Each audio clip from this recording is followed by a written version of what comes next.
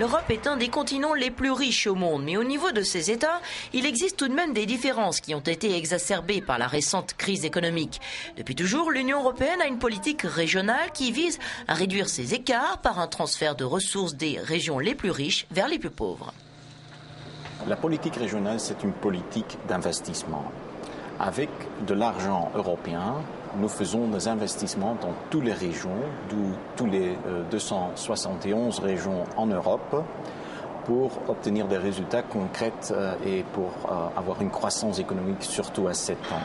Pour la période 2007-2013, la politique régionale représente 36% du budget total de l'Union, soit 350 milliards d'euros utilisés pour financer la recherche, les infrastructures, l'emploi et l'environnement. Ces 20 dernières années, la Grèce, l'Espagne, l'Irlande et le Portugal ont largement bénéficié de cette politique pour rattraper leur retard. Aujourd'hui, la priorité est donnée aux nouveaux États membres d'Europe de l'Est. Entre 2007 et 2013, ils recevront 51% de la totalité des aides.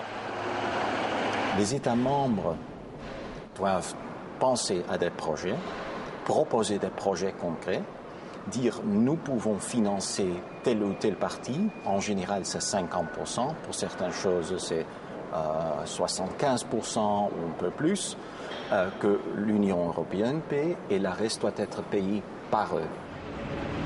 Et c'est une politique dont profite toute l'Union européenne. À Sofia, par exemple, une partie du nouveau métro est construite avec un investissement européen. C'est une entreprise française qui a gagné l'appel d'offres et qui participe à sa construction.